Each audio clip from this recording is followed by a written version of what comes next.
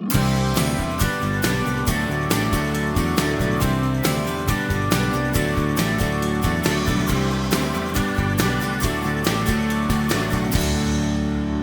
gente iluminada! Como é que vocês estão? Tudo beleza? Bom, a tática desse vídeo é o compromisso. Bom, particularmente eu acho que o nome da etapa fechamento não deveria ser esse. Eu acho que talvez relacionamento, talvez elo, tudo menos fechamento. Até abrimento é melhor. Eu sei que não existe a palavra, mas até abrimento é melhor. Vamos ficar na mesma página. Por que eu estou falando isso? O que é fechamento? Em resumo, é um compromisso entre duas pessoas. É quando assumimos um compromisso. Não é para terminar no dia seguinte, a gente assumiu um compromisso. No mercado imobiliário, não tem game over no casamento, né? Lembra aquela camisetinha, né? O casal ali, game over. Não existe isso. Quando um corretor e um cliente assinam um compromisso, eles começaram uma relação de longa duração. Quais são as técnicas mais divulgadas para estabelecer esse compromisso, o tal fechamento? Se você quer, eu vou te mostrar, tá? Uma turminha aí como o Douglas Edwards, o Alan Shoemaker, o Philip Land, todos eles são reconhecidos como pesquisadores de técnicas de fechamento. Você quer? Eu vou mostrar. Eu vou mostrar, hein? Eu vou mostrar algumas, tá? Mas depois a gente vai ter uma conversa sobre isso, tá ok? Se realmente isso funciona ou se não funciona.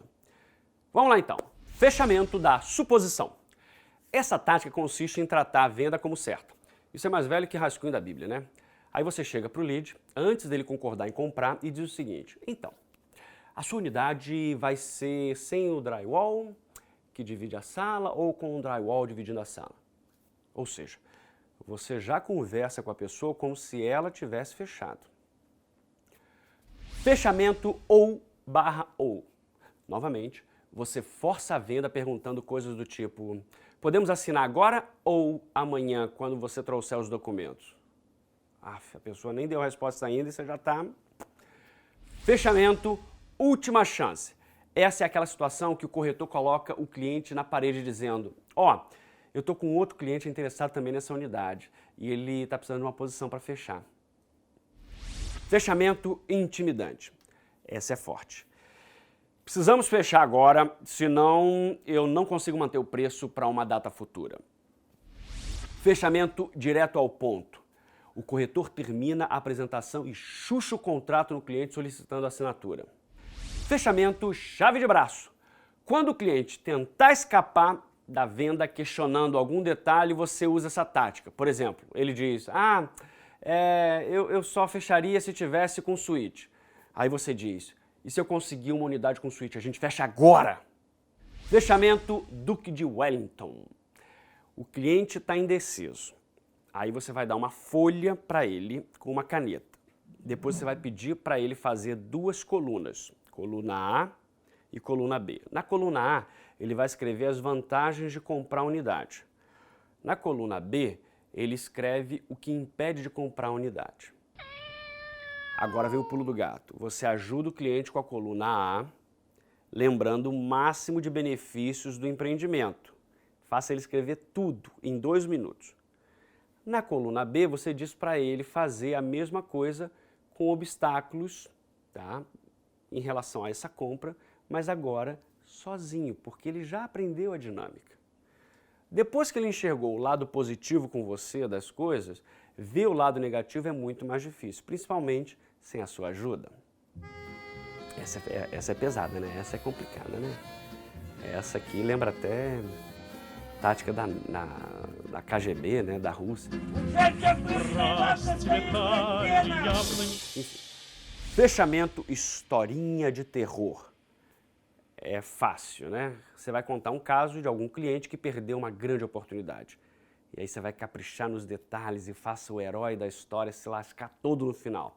Sabe aquele negócio do século? Sabe que o cara perdeu? Aquele apartamento, ou casa fantástica, o preço, localização, era tudo perfeito, parcelas, e o cara esquece de entregar a documentação no prazo. Perdeu tudo. Meu Deus do céu. Se você não fechar a venda, filma a história e manda pra Globo. Quem sabe, né? Pode se tornar um ator aí. Fechamento não é sim. Bom, o cliente já disse que não vai comprar. Ok, você agradece e pergunta antes dele sair: Para ajudar nas minhas próximas vendas, o que o senhor ou a senhora viram na proposta que impediu de fechar? Se você obtiver a resposta, ainda estará no jogo. Aí é só trabalhar a objeção e tentar novamente. Fechamento cliente pensador. Tem gente mais perdida que cebola em salada de fruta. Para cliente assim, você utiliza a mesma tática não é sim. Investiga a objeção e começa novamente. Se você quiser, podemos passar 3 dias aqui fazendo essa brincadeira de fechamento. Existem centenas de maneiras diferentes de fazer um fechamento. A questão é, tudo isso que eu falei anteriormente funciona e funciona para o mercado imobiliário?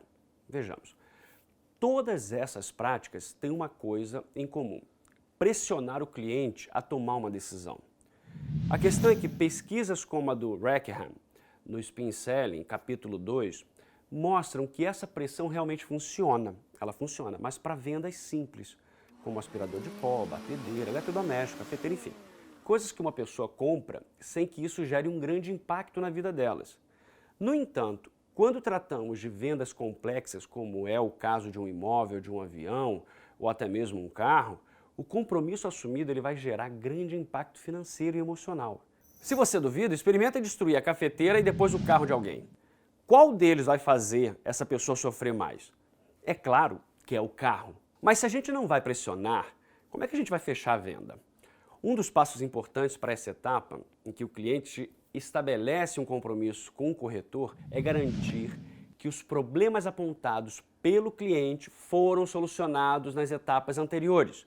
Então a pergunta que um corretor deve fazer para isso pode ser uma derivação ou alguma coisa próxima à seguinte: antes de avançarmos, existe algum aspecto que eu deveria deixar mais claro? Caso haja, os pontos precisam ser revistos. Caso não haja, temos 2 ações importantes para avançar. Uma é a simulação. Qualquer cliente precisa saber quanto vai dar de entrada, quantas prestações pagará, qual é o valor de cada uma. Mesmo que pague à vista, existe aí uma negociação de descontos, de brindes, enfim. Portanto, esse passo garante que você continue no jogo. 2. Documentos. Sem os documentos, não existe venda em nenhuma empresa séria de imóveis. Os documentos são responsáveis por dizer se o plano da simulação, que a gente falou agora, poderá ser realizado. Veja, se ela é casada, a situação é uma. Se ele é divorciado, a situação é outra. Se o nome está negativado, tem um caminho. Se possui outro financiamento de imóvel, outro caminho. Então, buscar essas informações para ajudar o cliente a encontrar melhores condições é fundamental e precisa estar claro para ele esse objetivo. Lembre-se, a melhor maneira de conseguir vantagens para os leads é saber quais são as verdadeiras condições que eles possuem para fechar um negócio, seja onde for e com quem for. Nesse caso, você age menos como um corretor e mais como um consultor. Dessa maneira, você estará mais próximo de estabelecer um compromisso com o lead do que exercer uma pressão sobre ele com técnicas tradicionais de fechamento e aí perder a venda. Não perca o podcast sobre diferença entre avançar a venda e continuar a venda. E também o caso real da venda do apartamento 707, é um super podcast, ok? Lembre-se que antes de vender precisamos entender para atender. No fim das contas, os melhores corretores não vendem. O que eles fazem? Dimas? Ajudam os clientes Isso! a comprar. Ajudam os clientes a comprar. Paramos por aqui. Não acabou não, galera. Tem muito mais. Um forte abraço. Até a próxima.